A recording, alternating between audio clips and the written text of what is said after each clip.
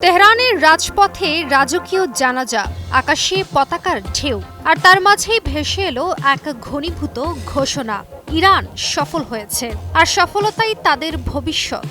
এটি শুধু বিজয়ের উল্লাস নয়, এটি ঘোষণা ছিল ইরানের পক্ষ থেকে বিশ্বের সুপার পাওয়ারদের জন্য এক কূটনৈতিক বিবৃতি। একটি যুদ্ধ শেষ হলো, কিন্তু কূটনৈতিক যুদ্ধ এখন শুরু।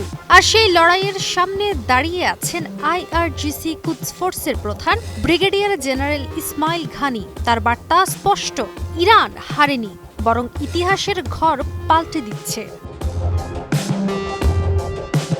যুদ্ধ থামলেও যুদ্ধের ভাষা এখনও বদলায়নি। ইসরায়েল ও যুক্তরাষ্ট্রের যুগপৎ আগ্রাসনের বিপরীতে এক ঐতিহাসিক প্রতিরোধের পর তেহরান থেকে ভেসে এলো ইসমাইল ঘানির দৃঢ় ঘোষণা, আমরা সফল হয়েছি এবং সামনে এগিয়ে যাব সফলতার সঙ্গে। এ যেন বিজয়ের পর এক নতুন শপথ, যেখানে বোঝানো হচ্ছে ইরান থামবে না, পিছিয়েও যাবে না। ২৮ জুন তেহরানের রাজপথে রাষ্ট্রীয় জানাজায় হাজারো জনতার ঢল। যুদ্ধে শহীদদের প্রতি শেষ শ্রদ্ধা জানাতে দাঁড়িয়েছেন সাধারণ মানুষ থেকে শুরু করে সামরিক কমান্ডার পর্যন্ত।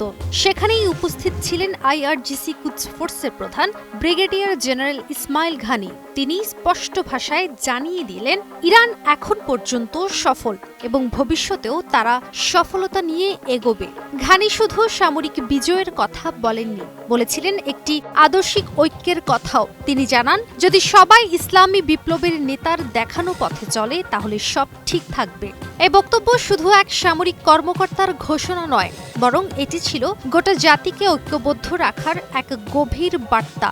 তাদের লক্ষ্য ছিল একটাই, আর তা হলো শুধু শত্রুকে প্রতিহত করা নয়, জাতিকে অভ্যন্তরীণভাবে শক্তিশালী করে তোলা, যেন পশ্চিমা চাপের মুখেও ইরান নিজের অবস্থানে অটল থাকে।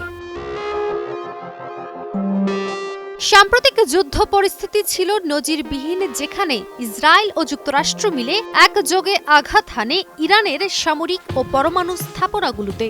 কিন্তু তারপরও ইরানের নেতৃত্ব, সেনাবাহিনী এবং জনগণ তিনটি স্তম্ভই ছিল অটুট। আর এই অটলতা থেকেই জন্ম নিয়েছে ঘানির ভাষ্য, আমরা থামব না, পেছাবো না, কারণ প্রতিরোধই আমাদের পরিচয়। বিশ্লেষকরা বলছেন, ঘানির এই বার্তা কেবল অভ্যন্তরীণ রাজনৈতিক সমাবেশের জন্য নয়, এটি ছিল এক আন্তর্জাতিক কূটনৈতিক কৌশল বা একটি স্টেটমেন্ট। একদিকে এটি ইসরায়েল ও যুক্তরাষ্ট্রকে স্পষ্ট করে জানিয়ে দিচ্ছে ইরান দুর্বল হয়নি, অন্যদিকে এটি মুসলিম বিশ্ব ও আঞ্চলিক মিত্রদের কাছে একটি আত্মবিশ্বাসী সংকেত দিচ্ছে, ইরান শুধু প্রতিরোধ করছে না, সফলতাও অর্জন করছে।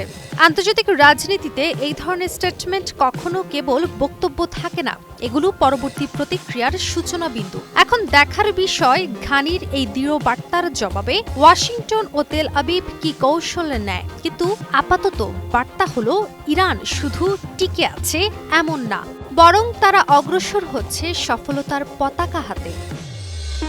কাজী অহনা, নিউজ 24।